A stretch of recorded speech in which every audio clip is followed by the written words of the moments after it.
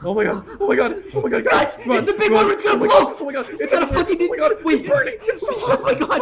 There's a fucking ashes and fire everywhere. Wait, guys. Before we do this, we gotta record our podcast. Oh remember? shit! Oh my god! Hey, here comes the big one.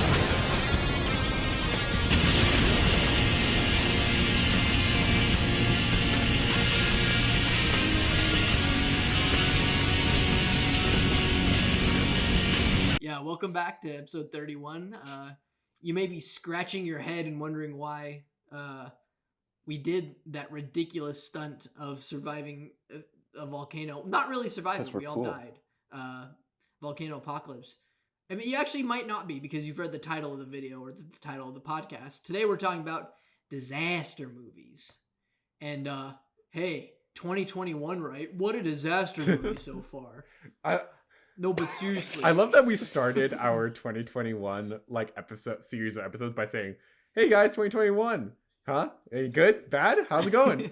and then right after it came out, right before it came out, it was like, "Oh, yeah, not great." Literally the day I was editing our first episode of 2021 was the shit going down in the Capitol. So yeah, I asked the audience, I'm like, "Hey, how's 2021 so far?" So I just put, "Not great." It's like the seahorn. Yes, exactly. All right, but yeah, we're here today. I'm here, Ethan, along with... I'm Brandon. And I'm Chris. And that's right. Today we're going to be talking about the best disaster movies in cinema. Now, no, we're not. Okay. Thanks for listening, everybody. It's just... I hate your... Oh, Brandon, you're such a contrarian sometimes. But sometimes it's genuine. But sometimes I'm genuinely contradicting you. I disagree. The disaster genre is it encapsulates all sorts of events, right? So I want to know, how did you guys classify a disaster film? Does it have to be world-ending, earth-shattering? No. I don't know. No, it doesn't have to be earth-shattering. It's just got to be a lot of death. I don't know. It's got to be a calamity. You know what I mean? It's got to be... It could be like a human-made calamity, when you think of like a vehicle disaster. You know what I mean? So Brandon picked the movie Crash. No, that's a metaphorical one and a shitty movie. But something like a plane or a building on fire or a ship crashing. A house. A house crashing? A house is a house on fire. Oh, yeah. The vehicle, right. Something man-made like that. Or it could be like a chemical thing, or it could be like a monster attack. Or it could be like a space calamity or something. Or it could be world-ending something. So like a meteor. Something natural too. So like a natural disaster, like a hurricane or an earthquake or something like that. But these are not to be confused with apocalypse movies, because the world doesn't necessarily have to end in a disaster movie. Yes. I feel like a lot of disaster movies can be apocalypse movies, but not every disaster movie is an apocalypse movie. It's like squares and rectangles. And not every apocalypse movie like fingers and thumbs has to be a disaster. Yeah. One that like nuclear war. I agree with two that I deeply considered for the list were but I didn't put on here because I felt they fell into apocalypse movies more. And I don't think they're going to be on your guys' list, so should I say them? Or should I wait? Say them. Sure. Okay. Why not? We're Miracle Mile in the Mist. Okay, well, it looks like I'm going to have to change one. No, you don't have to change it. You don't have to change it, Ethan. No, it's okay. I'm going to change it. No, you don't have to. Oh my god. I had a feeling we shouldn't say it, but I didn't say anything about it. You should have said something, Chris. Oh well, that's fine. No. This isn't the first time I've made an impromptu change mid-episode for my movies. You shouldn't have said it. I should have said it. Yeah, I went along the same lines with you, except for one film, I guess, which was Miracle Mile. But I was a little hesitant of putting that one on my list too, just because like the disaster hasn't happened yet. It happens, spoilers, at the last second, but like, Yeah, I know. That's kind of where my hesitation was too. right, Even though I okay. considered it for the list. We wow. It's an honorable mention. Let's just say that because Yeah. it is a great film. Yeah, I had a lot of good choices that I could have picked, but I did. Yeah, and disaster movies are usually really fun, exciting movies. You know, or depressing. lets you imagine what these kind of events would be like, and a lot of directors like to make them pretty bombastic and ridiculous and fun. So I a lot of disaster movies aren't that great, you know. Like I picked one that's like it's a little cheesy, but it's really fun. So I wanted to toss it on in here. But enough chit chat, fellas. Let's get to the picks. But before that, of course, let's go over the rules of the show. Once a week, we set our topic or theme and go our separate ways to construct our own 3-film stack. Then after a week, we come back here on the podcast and share our own stacks 1 film at a time. Then at the end of the show, we will mix and match our 9 films to make the ultimate decision on what quintessential 3-film stack we are checking out of this hypothetical video store. Chris, Ooh, you're up, buddy. Okay, so for me, like, I wasn't really sure how to like piece this together when I first started putting together my list, but I think like disaster is like a pretty vague and broad term. So like, any kind of conflict or like plan gone awry in a film could be potentially interpreted as a disaster. But I know when we say disaster films, I think when I think about what that means, I think about images of destruction, big spectacle, high octane, crazy, maybe action, just big concept kind of stuff. So I kind of use that as like the guiding principle of the key elements that make up my list.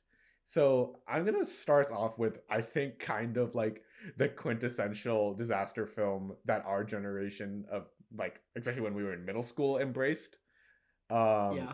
2009, Roland Emmerich, 2012. Yes, 2012. This movie scared me as a child. It's a terrifying movie, especially when we were 13. There were 3 This years. was absolutely terrifying. Yeah. We had 3 years left alive.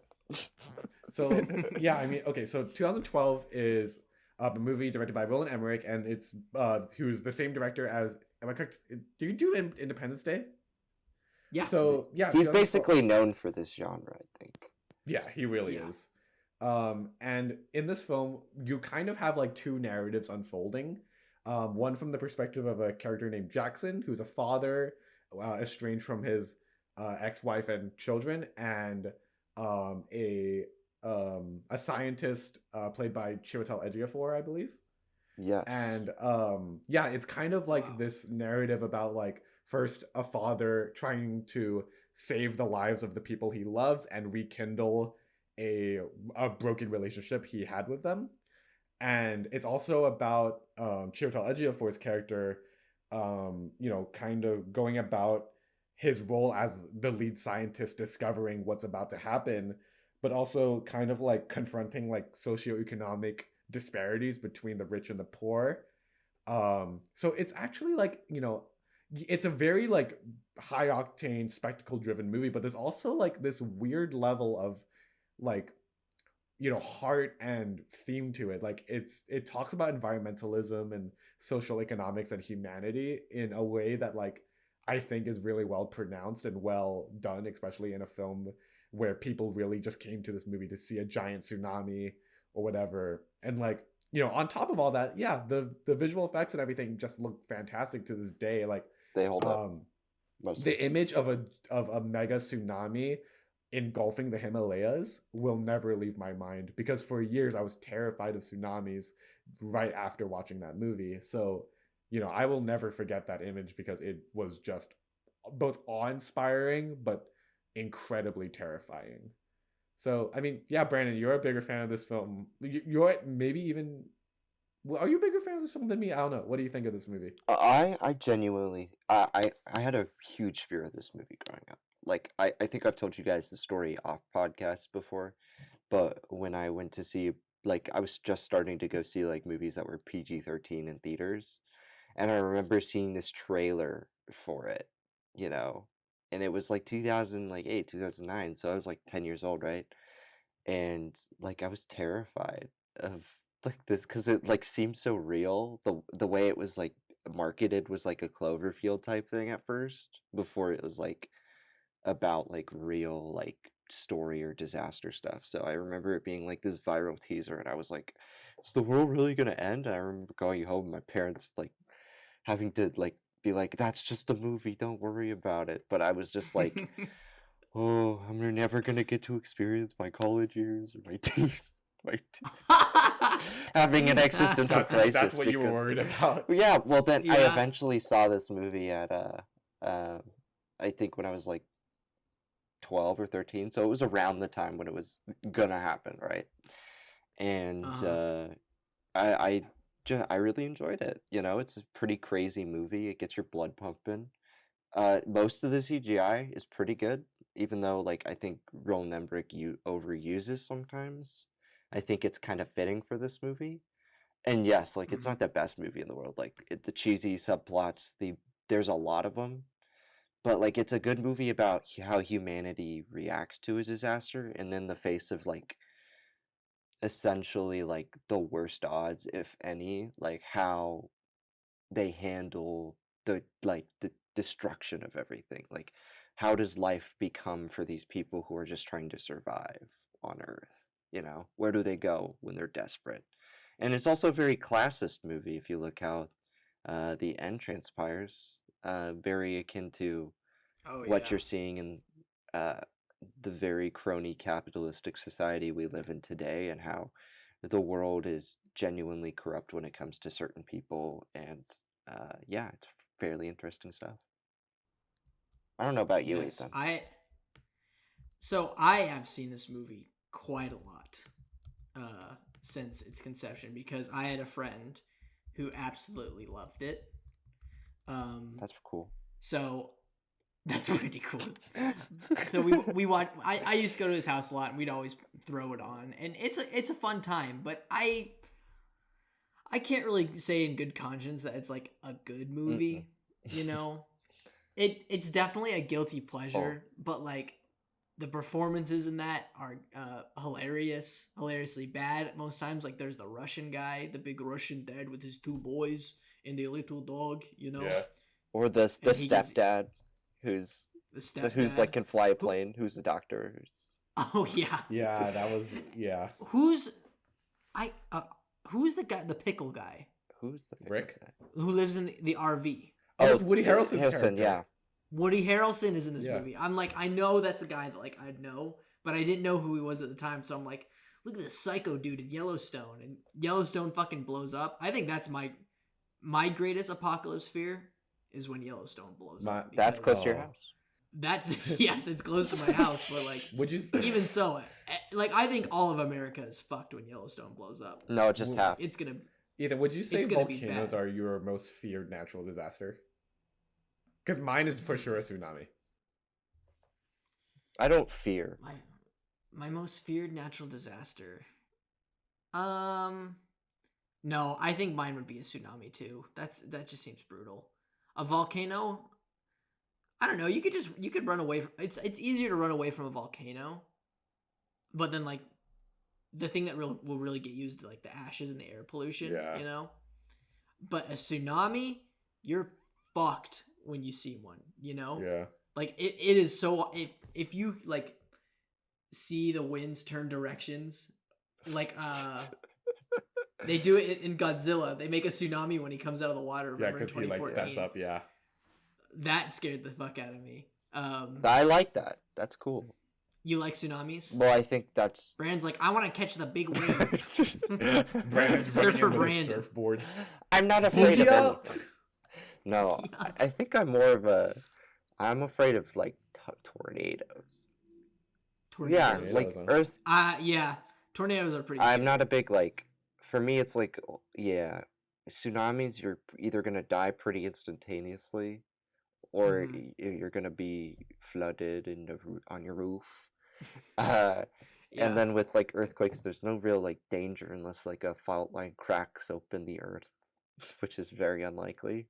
So I think like tornadoes, just because I have no experience with them, they're terrifying. Like to me, Yeah. that's like Uh, Is Arizona like tornado country? No, we don't really have They any get- natural disasters actually. The closest thing we have to it is wildfires, and those aren't really like, they don't really spread where I live because Those are more depressing. right.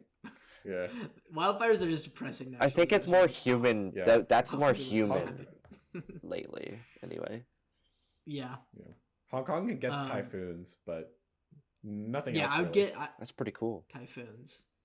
Are those like Ours is earthquakes because I actually live like a block away from a fault line. Nice. So earthquakes, and then we've actually had 2 tornadoes in like the history of like the statehood, and one of them was like around the time when I was just born.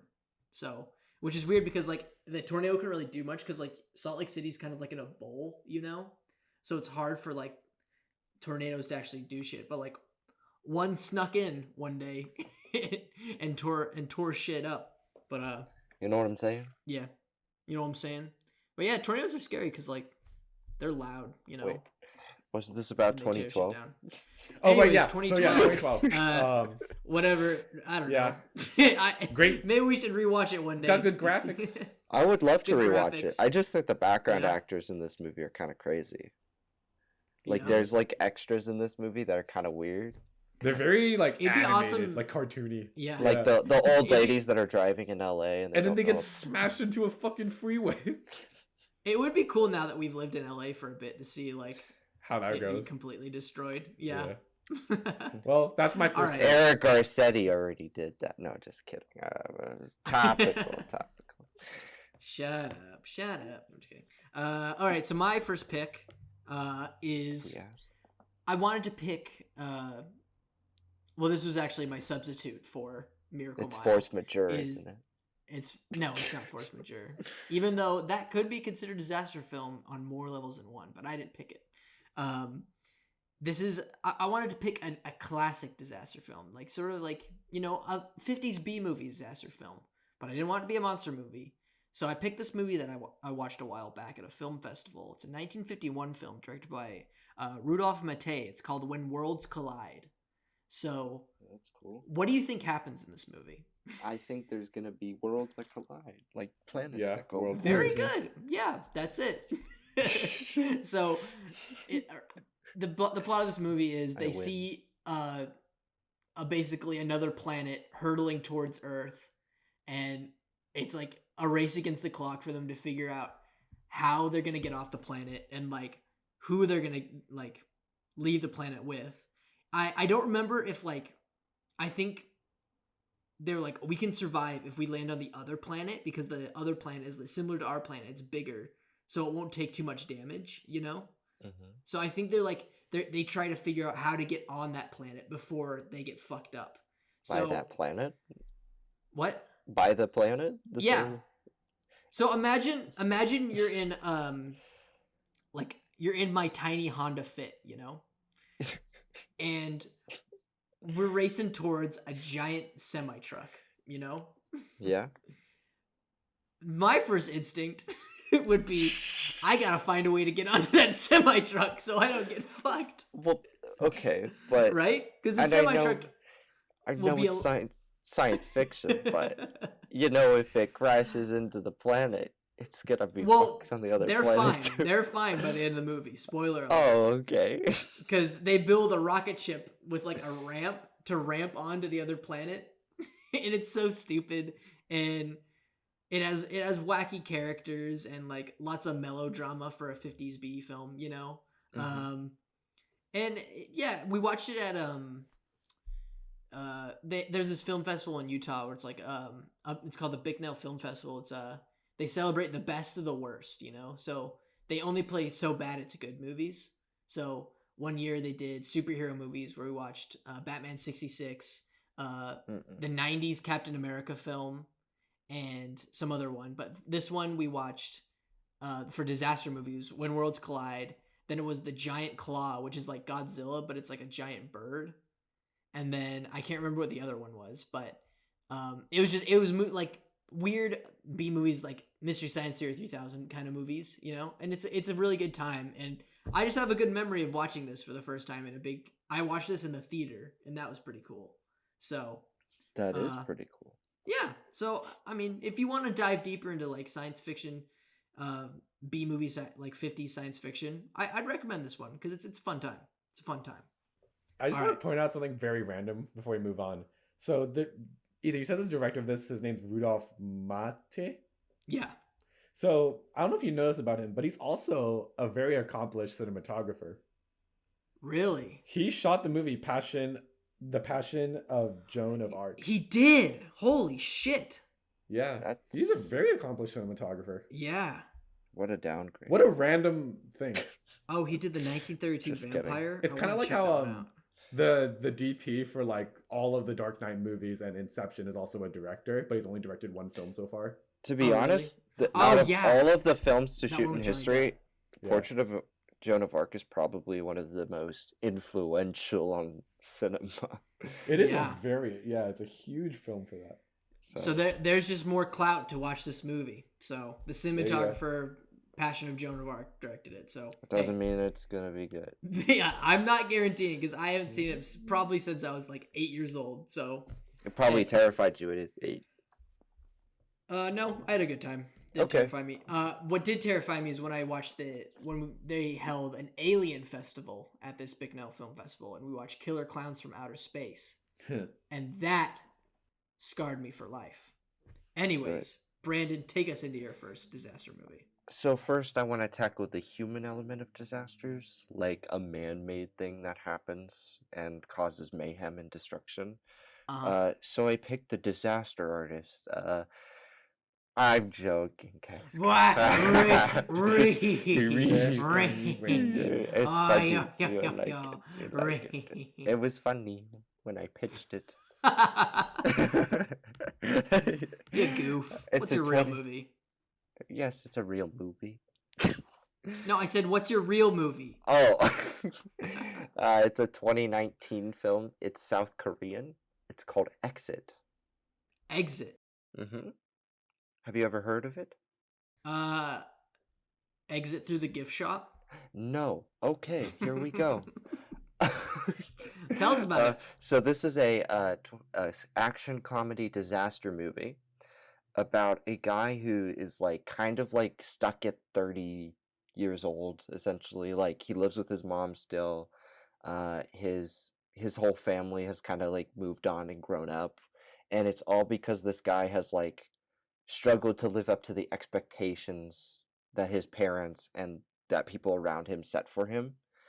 And he goes to this wedding gala, and unbeknownst to him and a bunch of other people across the city of Seoul, which is the capital of South Korea, these terrorists, or this terrorist or guy who is like wants to commit suicide, unleashes a toxic gas spill across Seoul, and the No gas like stays. It doesn't just go up in the air. It like literally is a like a force like the mist, in the mist how it like covers the ground and you can't see anything.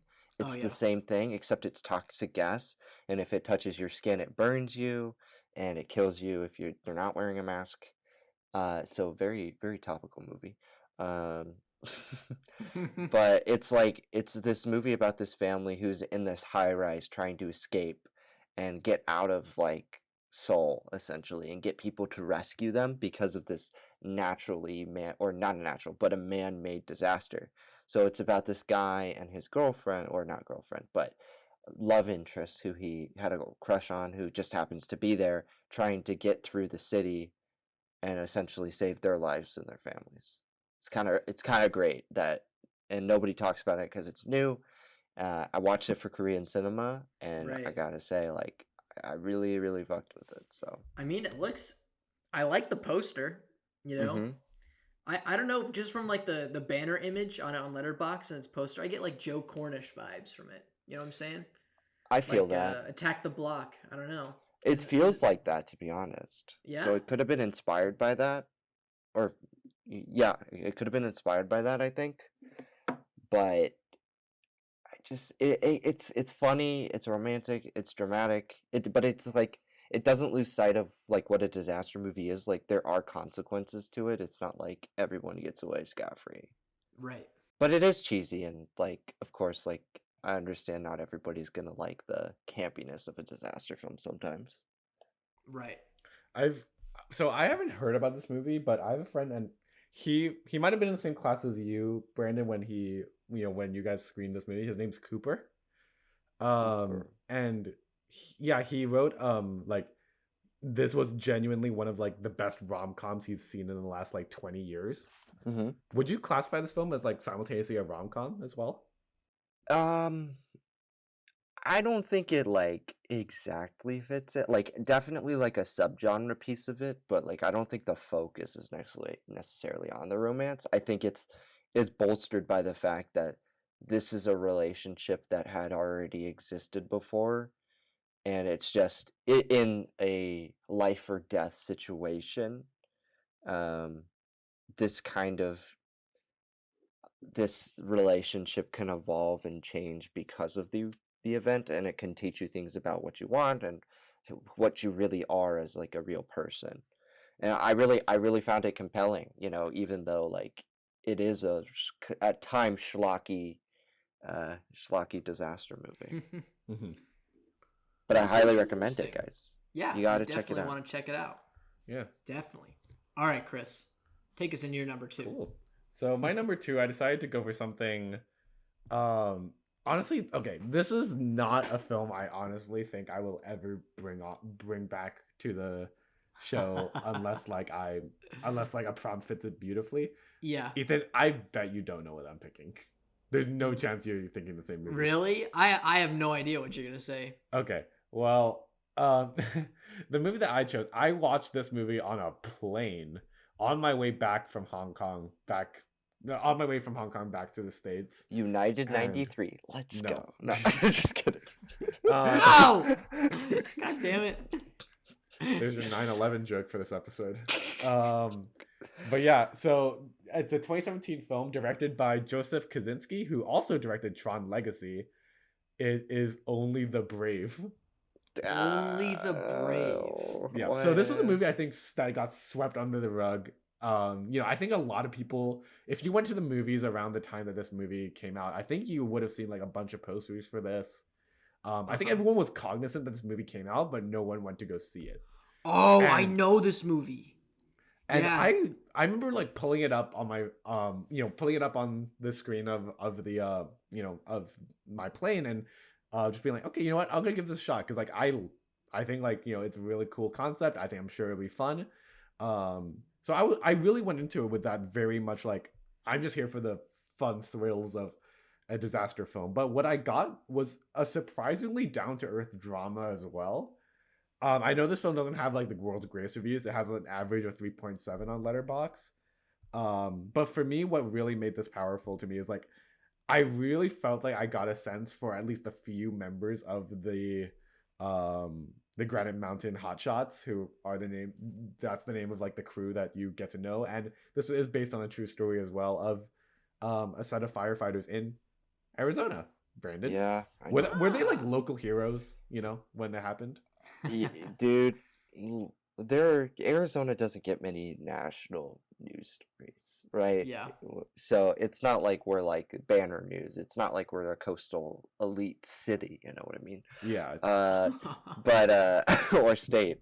And when this happened, the thing is like national news will cover it for a week, but we got it covered for like a year.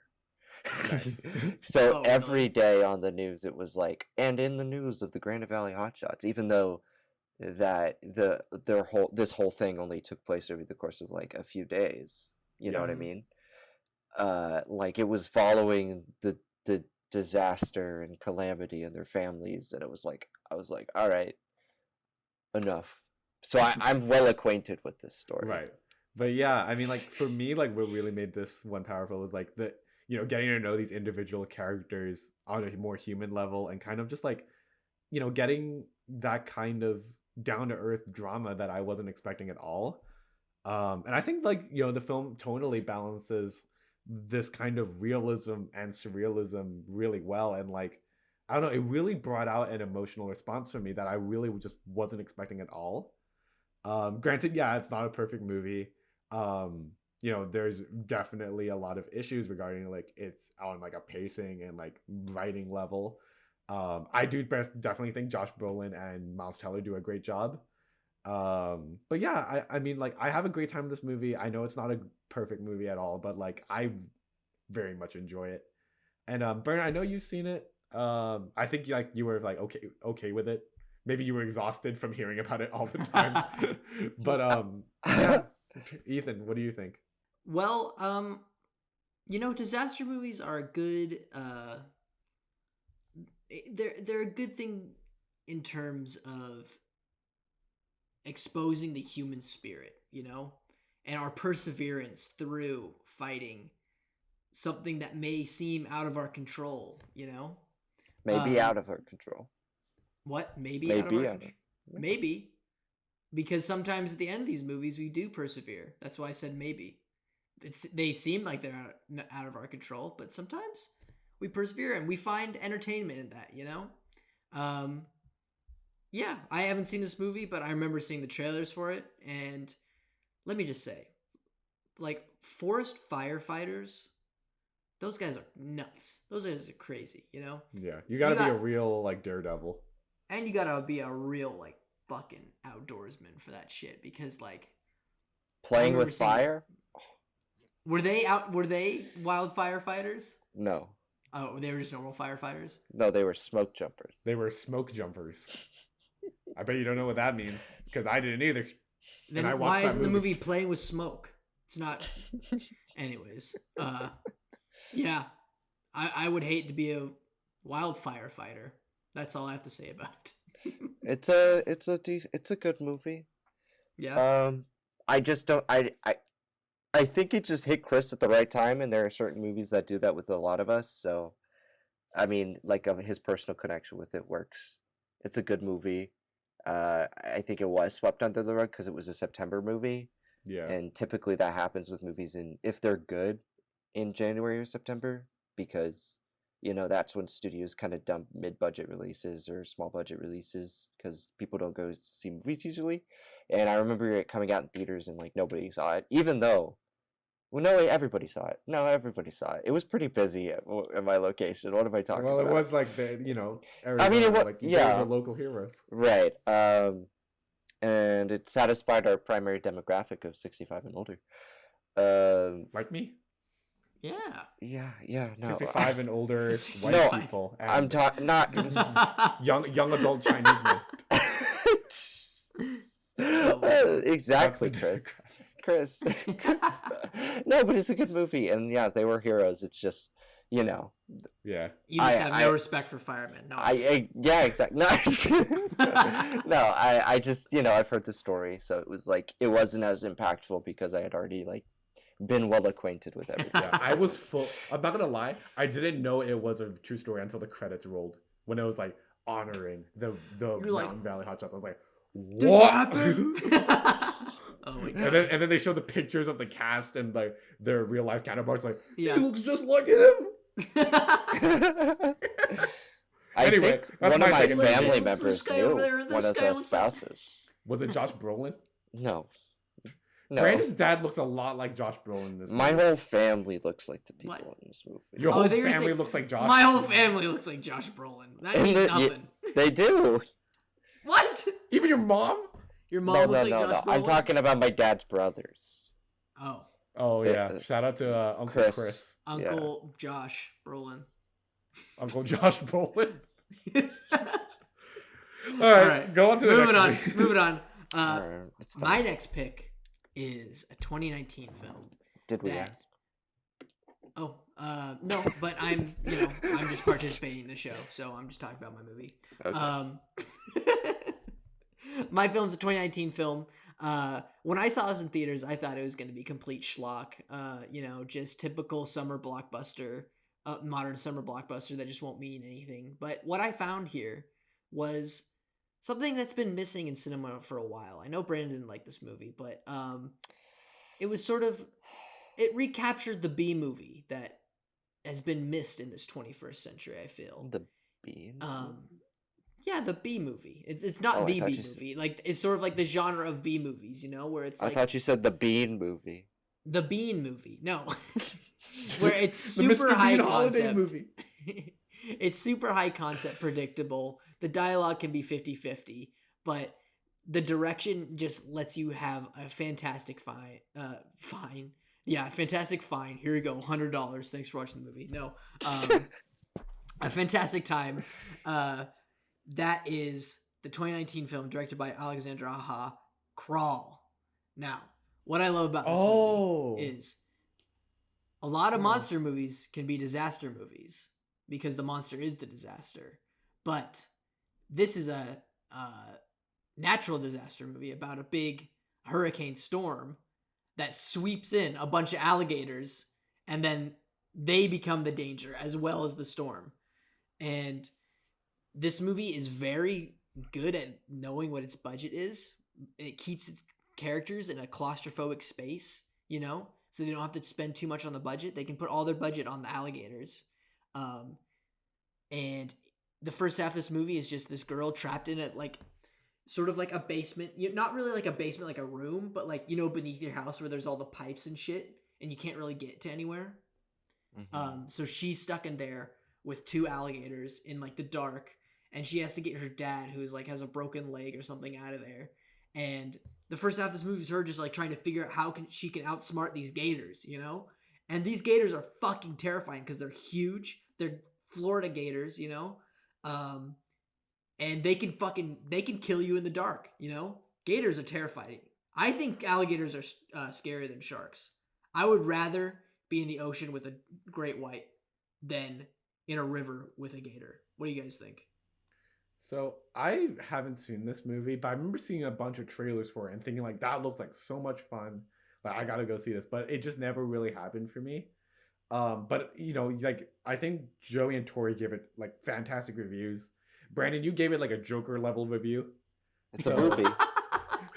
I like how the infamous 2.5 stars is now the Joker level for Brandon.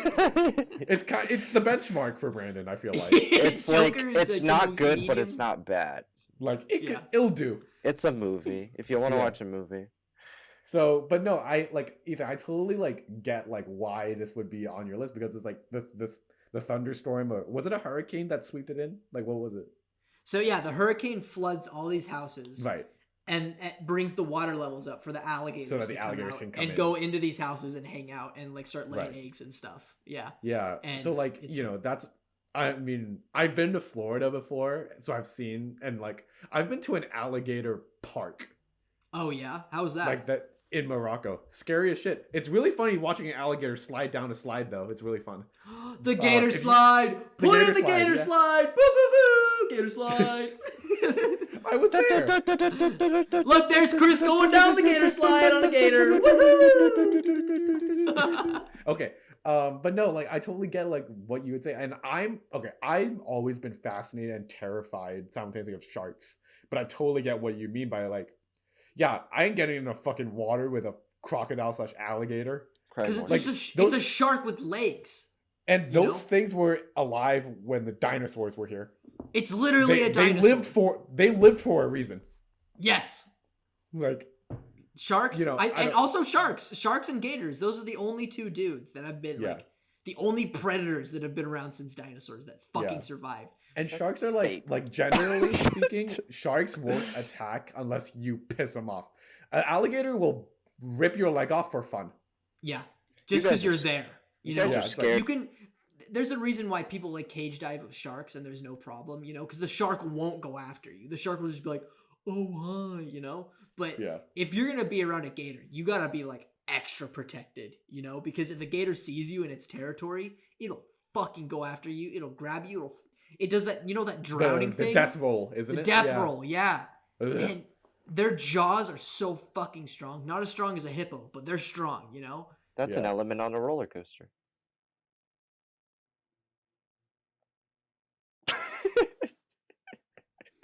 Okay. It's Alright, an alligator roller. It's an alligator roller coaster.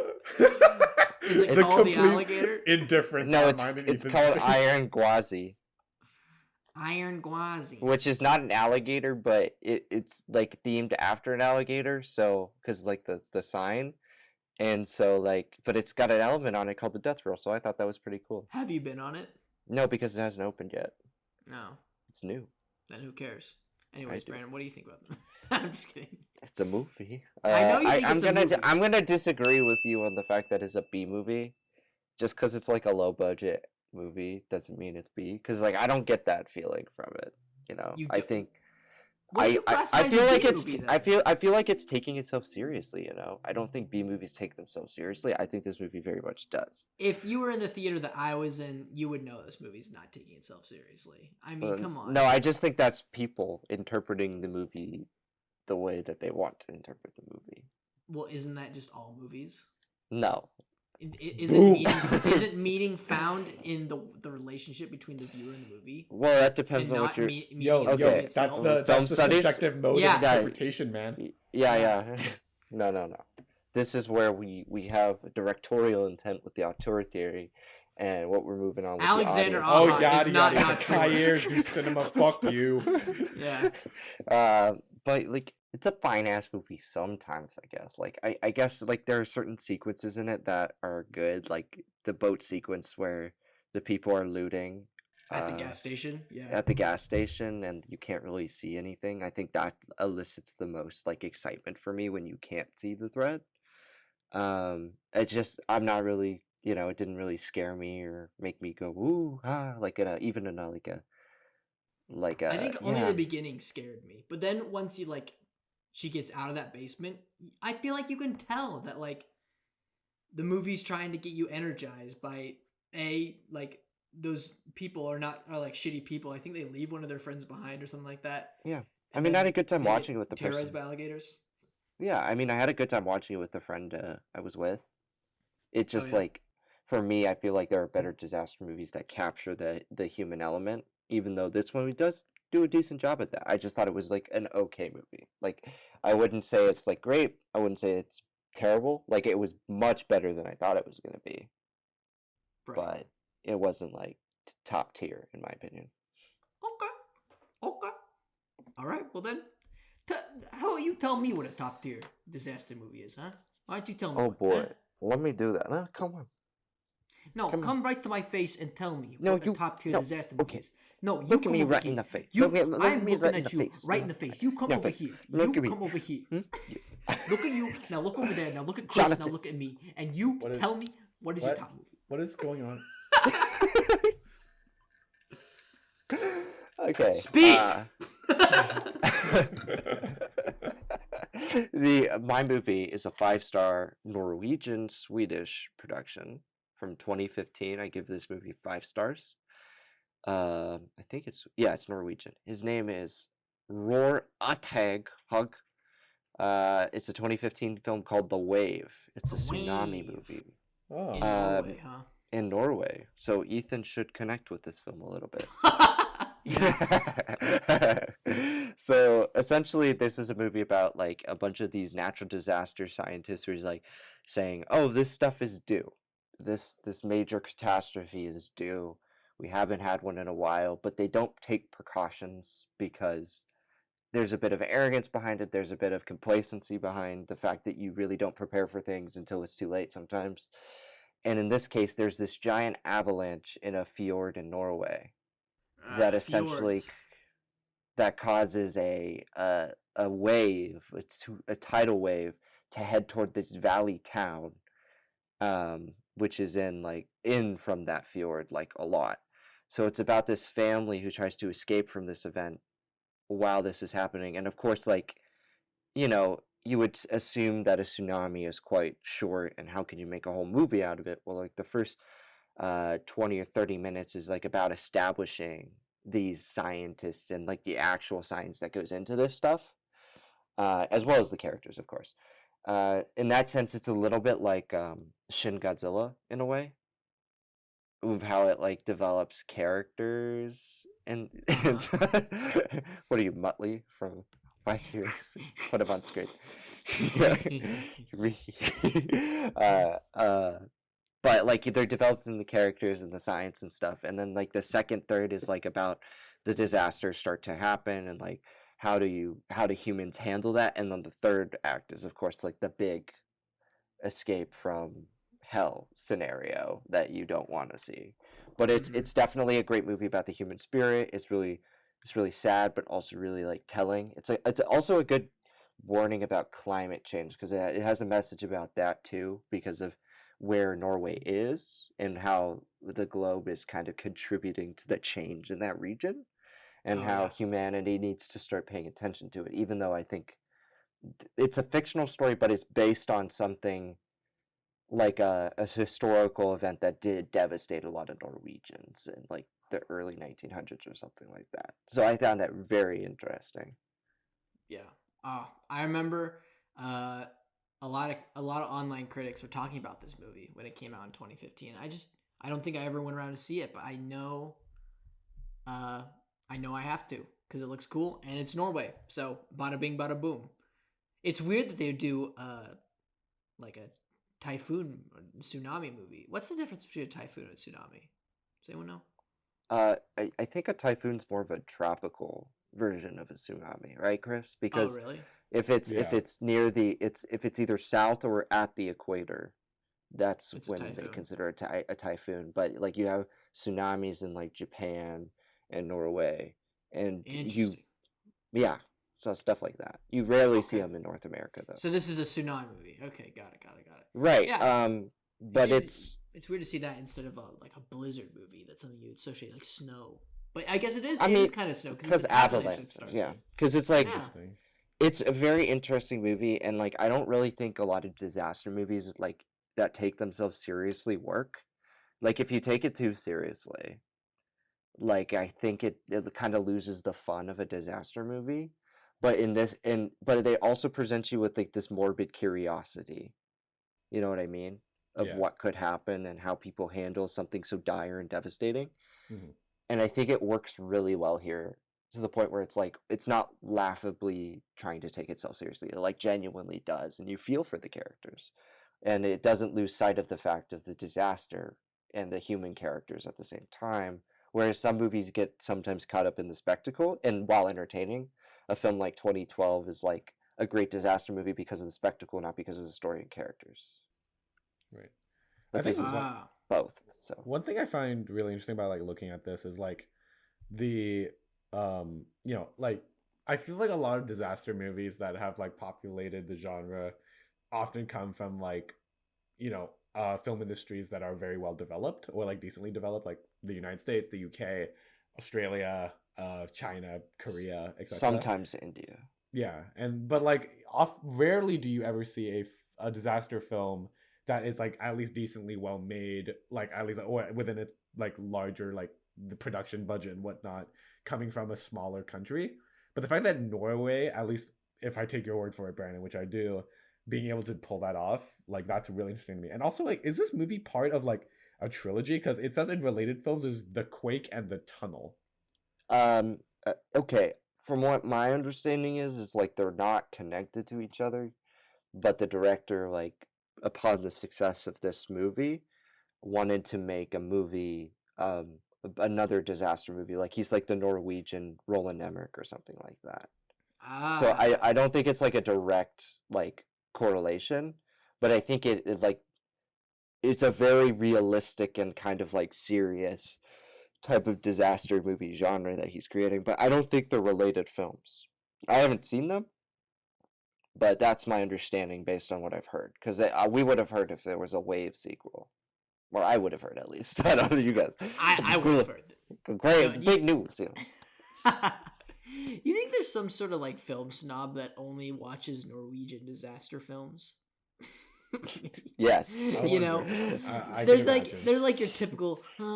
I don't think this preserve exists, but like I only watch French New Wave. You know, it's kind of my genre. There's old guys like I only watch Norwegian disaster films. You know, just those kind of movies speak to me in the Norwegian lens of global disasters. That's you, Ethan. What are you Oh talking yeah, about? that's me. That's my new character trait. Yeah. All right, the wave. Before we continue, I just got a text from a friend of the show, Milo.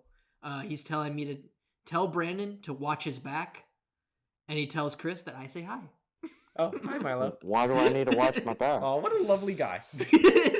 What did I do? I guess that's for you to find out, bud.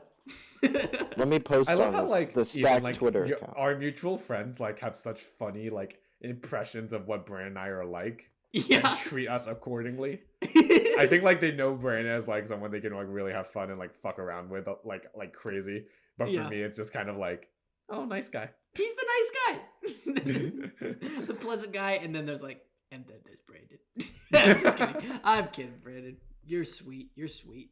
You're a sweetheart, Brandon. You're sweet. You're my little sweetheart, Brandon. Here, let me give you a little kiss. Mhm. A little sloppy kiss. Oh. Okay, I'm retracting that kiss. Never mind. Fuck you. God damn it. All right, Chris. Let's go into the final round here. Final film, may as well. So yeah, my final film is actually one of those. You guys ever have those movies that like were really pivotal to you in terms of like getting you into this medium, and Yes. whether that be making you want to study film or make film or whatever. This was one of those films for me that really was just like pivotal for me when I first saw it many years ago. It is wow, it is actually a really long movie. It's over is that over 3 hours? 194 minutes. I know what it Yeah, is. that is. I know What? what it is. A I know over it. 3 hour long disaster movie? What is this? Yeah. Those are Oh, actually I know quite- what this is. Yeah, I Yeah, know. you know what this is. Come on. It's James Cameron 1997 Titanic. There we go. Good yeah, choice. okay. So let me run it down. So everyone knows the story of Jack and Rose. You know, the unlikely couple that meets on the Titanic on its maiden voyage, and also when the voyage in which it sinks. And wow, this was a powerhouse of a film for me, especially growing up. I think like a lot of people when they see this movie, especially with all the hype that comes with it, kind of like are find themselves disillusioned with either the kind of like well, I guess like a lot of people kind of get disillusioned with the romance between Jack and Rose, or like these more like intimate character moments that like pervade the entire film, which is like really the backbone of this entire narrative. Because of course, you are kind of here for the inevitable doom that is the Titanic, but also what you're treated to is also a very deeply intimate and romantic character piece, and also a story about classism and how that pervaded like the kind of social hierarchy and that was distilled within the Titanic. You have the upper decks where the first class passengers dine and are wearing decadent clothing and like eating like food off like beautiful like plating and everything. But then you have the lower decks where the third class passengers dance and get drunk and have fun, and you get to like you really get to see this dichotomy between the lower class and upper class that's depicted within this film. And Jack and Rose are obviously from different aspects of the social hierarchy, but seeing them come together and but also seeing this kind of inevitable doom that comes for them eventually, there's something very like romantic but also like very like heartbreaking about that. And like for me, like the last time I saw this film was the day I left for summer break in 2019. Mm-hmm. I literally drove from like hang out with Tori and Joey and those guys over at Davis, and I drove to meet up with my parents. We had dinner, and then it was 11 p.m. on a Friday night. I was alone in my room. Yeah. And I was just like I was just watching the movie. Chris, I think you texted me that night and you were like, guess what I just watched? Guess what holds up? Yeah, Titanic. it's really and like I honestly just think it's really well done. I mean, it's a James Cameron movie, like it's well produced, and this was the movie that I think like I don't know, it just really brought me into the world of filmmaking, and like I don't know, I just think it's really great. Obviously 3 hours, that's a lot, and it does have some rather erratic pacing issues, and but for me it really was just kind of a great depiction of that time, and also gave me a really heart-wrenching character piece and a commentary on classism that I wasn't expecting at all when I first saw it so many years ago. Yeah, I mean, what do you guys have to add to that? I haven't seen this movie in years. It's been That's your years. problem. And listen, that's why I put most movies that I haven't seen in years that I didn't like when I was a kid. I put it as a 2.5 on Letterboxd, because I'm like, or at least movies that have critical acclaim. I put it at 2.5 because I'm like, there's probably something there that I can now see as an adult, something more. But I still have bad memories of it as a kid, being bored out of my mind because the Titanic is just such, I don't know, it's such a wet blanket of an event for me. It's like the ship, it takes so long to sink. Are you kidding me? It's not about that. But like the disaster itself, like that's the spectacle of the movie, and it's just like, oh, it's taken like 2 hours for this thing to go down, huh? Well, now you understand how most people feel about the Godzilla movies. Those movies are short as fuck. What are you talking about? Those but it gets forever to get the point. No.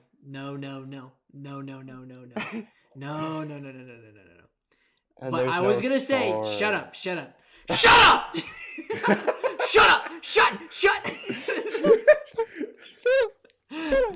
I will say it's cool and the boat splits in half. It's pretty cool. Yeah. That's all I gotta say. Pretty sick. They built a big set. It was a big set. Billy Zane's in this movie. He's a fucking dickwad. I like the band playing. That's sort of like become an iconic thing of the band going down on the ship. Because it's true. Yeah. Would you do that if you were in that band? Would you do that? No, it actually happened. If the three of us were in a band and we were going down, we'd sing Mambo No. 5 and All right, if we were recording the Stack podcast on the Titanic and we were going down, would we just keep recording? Huh? Come on, guys. We all just freeze up. Like the number 3 pick. And my last pick.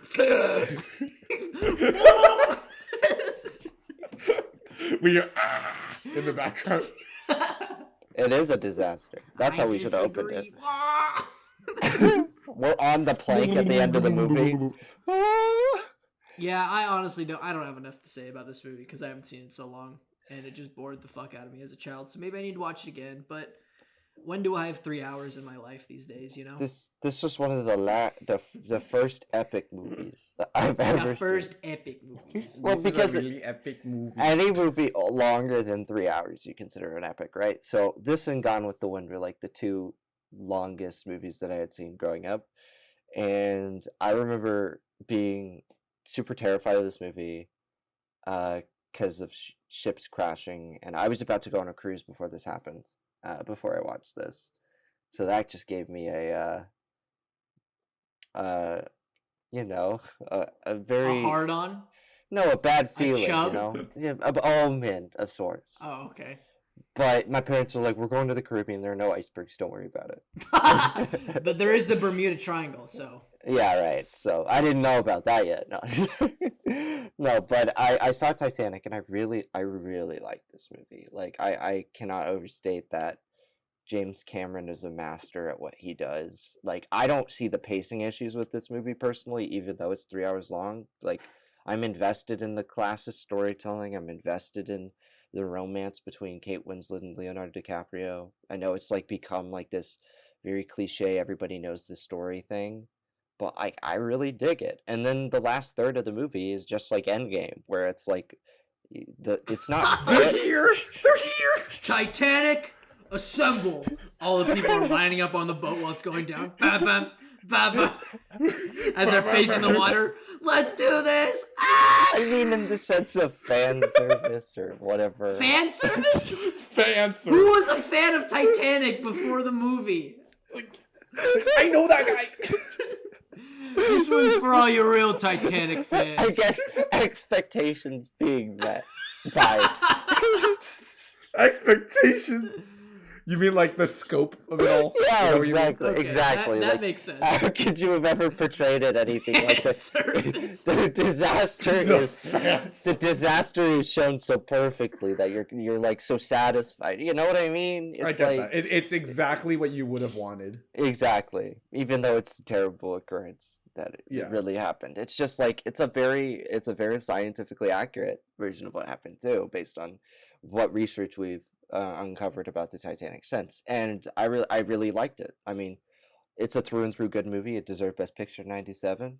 I think Ethan needs to rewatch it. I do think the present day stuff is kind of The old lady. old lady stuff. Old Not for Rose. me, but it's a good setup to like Yeah. just take us back. I don't think cutting back and forth. That's my biggest flaw. Yeah, Than the cut back cutting and forth was not If helpful. it was like once in the beginning, once in the middle, once at the end, Mm-hmm. then I would have liked it. But it's spattered throughout the movie, and that is what interrupts the pacing. It kind of like breaks my flow with the films, like my grasp on what's going on in the actual Titanic. Because the pace in like the rest of the movie works, I think, generally. Okay. But whenever it interrupts, it just goes away. But yeah, that's my final pick. All right. Well, I knew that film was going to be on this list somehow, and Chris, right on you to bring it up. All right, so going on to my last pick. Brandon actually mentioned the film earlier.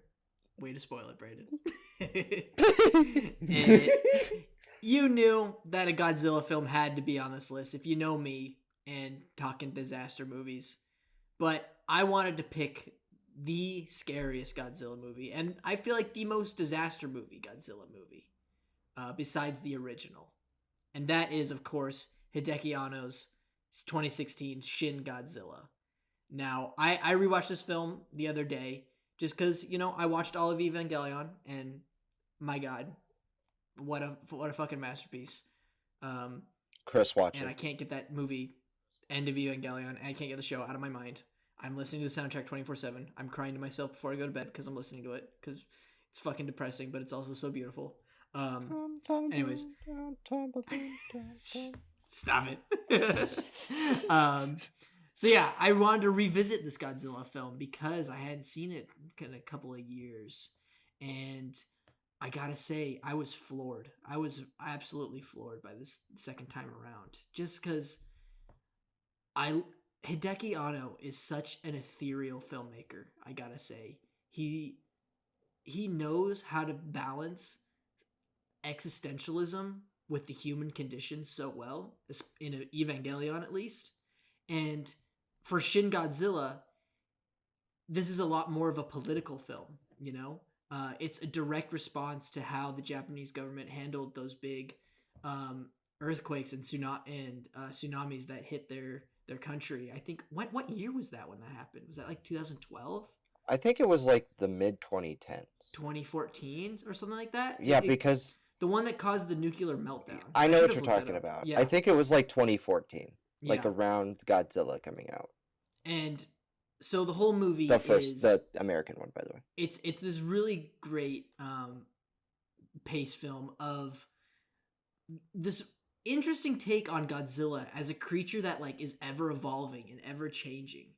And we first see him like show up in this bay in Japan as just like this little like worm tail thing, and the Japanese government's like, oh, we don't need to worry about that, we can just like scare him off or something like that, and then he starts to grow as like a little baby Godzilla, like going through the town and like destroying everything and fucking everything up, and they're like, okay, we have to back, but like let's try to keep this not as like, let's try to contain this as much as we can, and it just gets crazier and crazier. And what Hideki Anno does in this film is, instead of juxtaposing the human condition with like how we view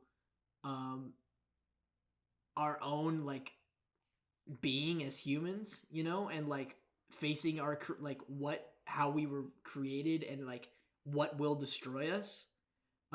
Instead of doing that with a more personal take, does that in the political take, like a more global scale, and how people in masses will react to stuff like that, and especially people in power. And I found, like, when I first saw this movie, I was like, okay, all like the boardroom scenes, they're kind of boring, but like, yeah, they're excruciating, and like, but that's how people react in like natural disasters. That's how governments react. Like, people are in it for themselves, or people are in it to be like protectors of the public, and I just love the clash that happens in this film. And it's just interesting how he depicts the character of Godzilla. Shin Godzilla, Shin I looked it up. It means either true, new, or God. So he really puts the God in Godzilla in this film, especially at It's the God very Godzilla. end. God Oh Godzilla, yeah. yeah. No, but especially at the end, like I don't want to spoil it, but the very last frame of this film sends fucking chills down my spine of like what Hideki Anno was implying. And Hmm. it's a great film. It's got a great soundtrack. It's the same composer as Evangelion. He uses some Evangelion music in the movie, and it's hype as fuck. Um, and yeah, it's just a scary Godzilla film, and it's like Dun dun it's one dun of the dun most dun dun. grounded approaches at a disaster, at any kind of disaster movie, you know. I would And agree. it's a wonderful film. Brandon, I know you recently watched it because you too finished Evangelion now. And what do you think of Shin Godzilla? I have never seen a disaster movie quite like it, considering it's from the perspective of the humans and basically only the humans. Like, yes, there's Godzilla sections, but like you know how they have fights between Godzilla and Godzilla like monsters. Here it's more of like a force of nature versus humanity, and you really feel that, you know. The only thing that comes close is the 1955 original, and that's barely tackles the human element and the response. You know what I mean? But I think one of the most fascinating aspects of the film is the politics and bureaucratic response to everything that happens via how slow it is. You know, that's how bureaucracies work and result in when they need to act fast. They slow down because the system is meant to, so that nobody has too much power. And you kind of see like that. There's power grabs going on within this Japanese government while this is Mm. happening because they're trying to, one, contain the situation, but also politically take the least blowback for their decision making. And sometimes it really affects the people involved with the movie. But there are things in this movie that are absolutely shocking. Um, and the disaster aspect is not lost on us as an audience either. Yeah. Like the havoc that Godzilla wrecks is like unlike anything you'll ever see, and it's some of the coolest stuff and some of the scariest stuff you'll ever see. There's a scene in the second act of this movie, Yeah. the second attack of Godzilla, or third. I think it's the second one. It's the second when he comes back. Yeah, yeah, and his second form, and it's one of the most hype and like terrified I've ever been because it's so It's beautiful. sublime. It's It's sublime. beautiful, Yeah. but it's also like awful. Yeah. So I love it. It's so great. Yeah, it has some pacing flaws, um, and I do wish it would have had a little bit more of a conclusion. I don't hate the ending like you. Love it, you know what I mean? Like you love it. But Nice save. Thank you. I don't hate the movie like you love it, but like at the same level, you know what I mean? Like where like the final shot haunts Ethan for me. It's like it's good, Yeah. you know, but I don't know, man. I wish there would have been a little bit more closure, but that's just me. Yeah. Maybe sequel. Chris, watch Evangelion. Watch Shin Godzilla.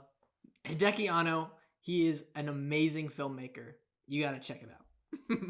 One thing I do want to add though is like, Yeah. I like you were talking about how like the movie is in a way more about the response that people have when faced with a disaster. And I think like that's actually a really like insightful like observation, because like one thing that I've always kind of noticed about like movies that have something to do with disaster, apocalypse, war, is like those kind of like environments are where I think humans are forced to confront our most primal aspects of our humanity. You kind of become the most id version of yourself when you're confronted with your own mortality, I suppose, in some way. And like yeah, and like, you know, just to think about like how one might respond to a, as far as I know at least, like a giant monster, like, and however many giant monsters or whatever, you know, just thinking about how one might, you know, alter their behavior, or how they might like reorient themselves so that they can begin to process or confront this thing, is certainly something that I think a lot of great like disaster, apocalypse, or whatever war films benefit from, because it's almost like what I might argue is like a quintessential aspect of those like genres.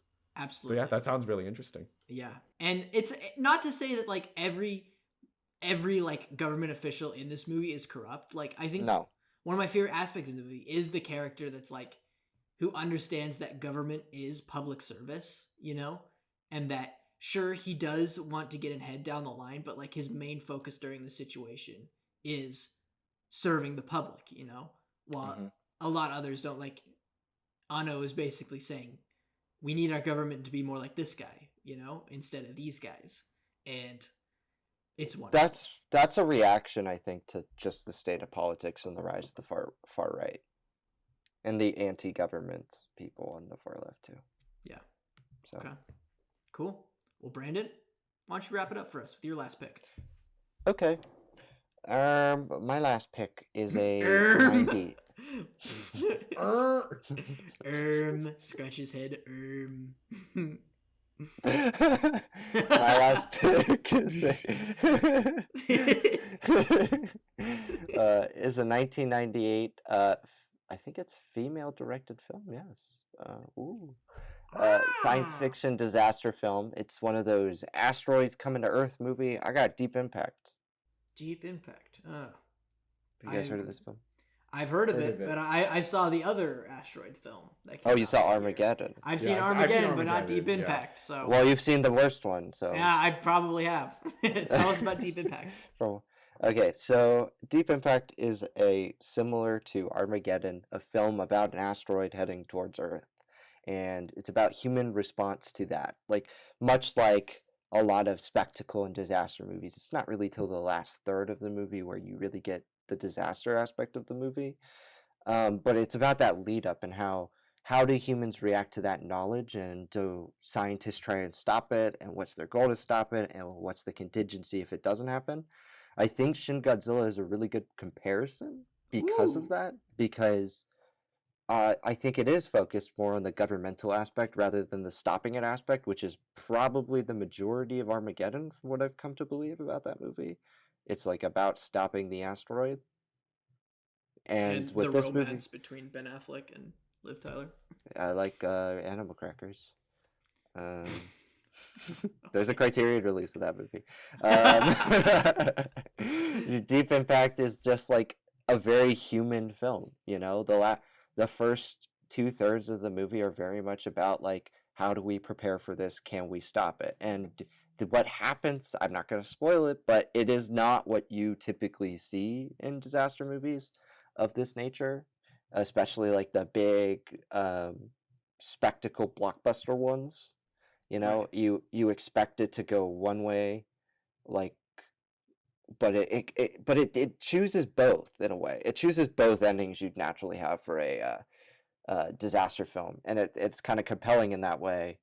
And I really suggest checking it out. It has aspects of all these in it. It has aspects of class in the decision process for who gets to, like, you know, get to live, essentially. And it has aspects of, like, societal collapse, but it also has interests of politics because the president in this movie has to make some tough decisions. And yeah, I highly recommend it for anybody who hasn't seen it.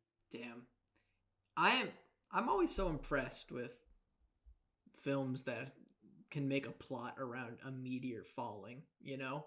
Like, how do you stop like, I can see how you can, like, evacuate tsunami, Twister, stuff like that, but if you're trying to tell me that, like, giant meteors hitting the earth, the shit that killed the dinosaurs for us, and you've wrote a whole story about trying to stop that, I'm like, best believe it's believable, you know?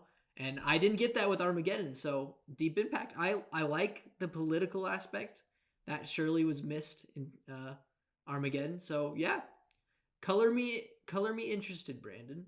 You also see it from a journalist perspective, which is because you don't really see that in any disaster movie. I don't know if can you name one that 2012, The Conspiracy, Woody Harrelson. That's a real news person, you know what I mean? Like the breaking of the news. At least he's not CNN, Brandon, all right? That fake news media. Chris, what do Okay. you think about Deep Impact? I mean, like, Impact. I've always heard like Deep Impact is the what's the word, like, how do I, no better way of saying better older brother to Armageddon. By like how many months? The better older twin. Yeah. And like, so I don't really have much to go off of, like, obviously, because I haven't seen Deep Impact, but I mean, is this okay, Brandon, is there a scene where a meteor hits like the water and then a giant tsunami comes up? Yes. Okay, I've seen the clip a billion times. Yes. And it is terrifying. Tsunamis, like, I don't mess with, but like, man, I mean, okay, gotta be honest, I've seen Armageddon once in my life, and it was when I was like maybe 9 or something.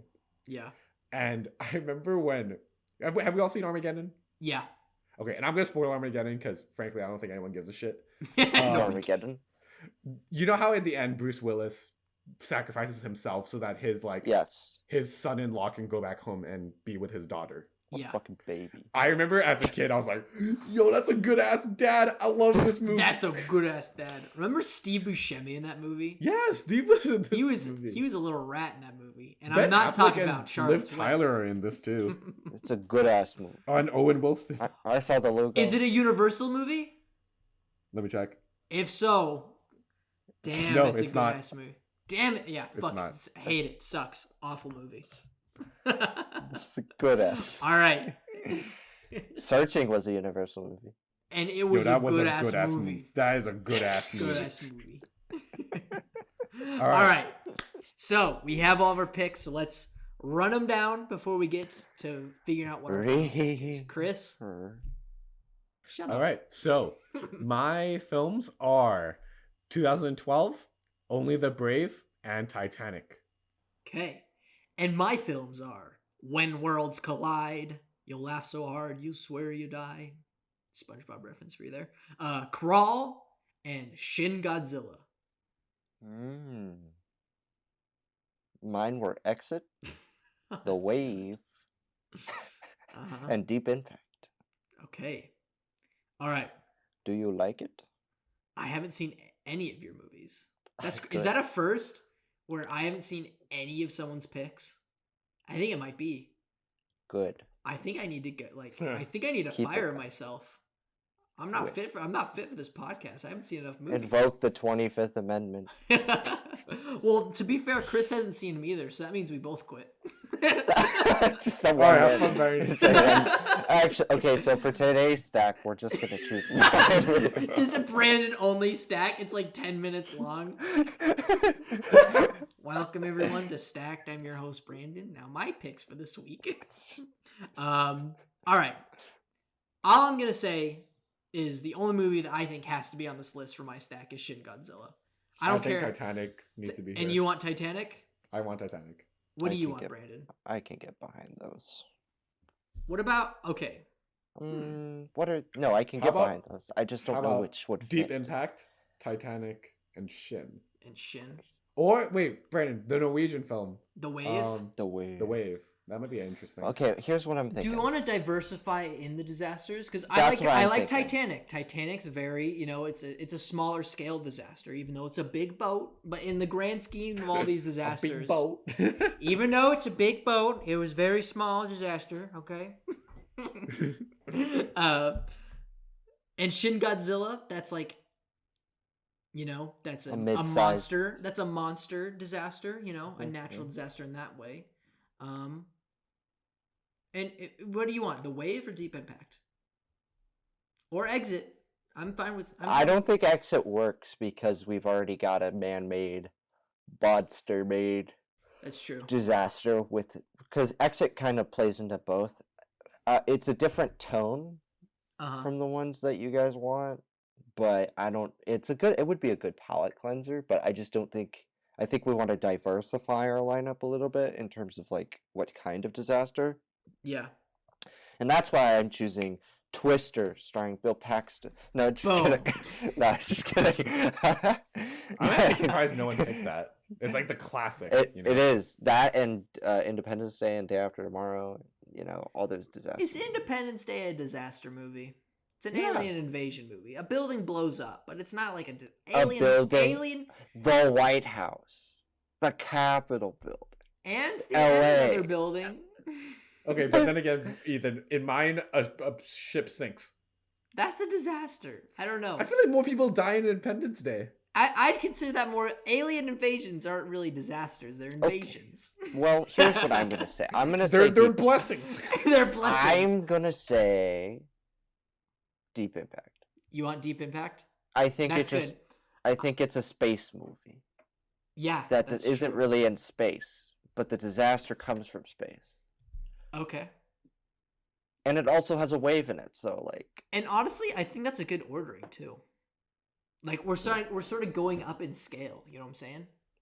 until I just you're thought depressed. of a film that I want to honorable mention real quick. Yeah, go for it. The Peter Berg movie, Deepwater Horizon. It's good.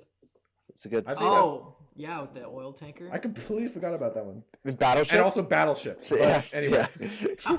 I was just gonna say, I'm like, what Peter Berg movie did we just watch? I remember we were talking about him. Battleship. That's right. Already has Alright. left his mind. It's good. Yeah. It honestly, it left as soon as it came. Great movie though. How do we like that ordering? Going up in scale. Yeah, it's good. Okay. All right. So let's run it down then. Okay. Titanic, Shin Godzilla, Deep Impact. All right. So this is Stack's official 2021 disaster movie final pick recommendation. Stack, whatever you want to call it. Here's our 3 movies. Chris? Our first movie is a 1997 classic epic film by James Cameron. It's Titanic, an amazing film about romance and classism and just an absolute thrill ride from start to finish.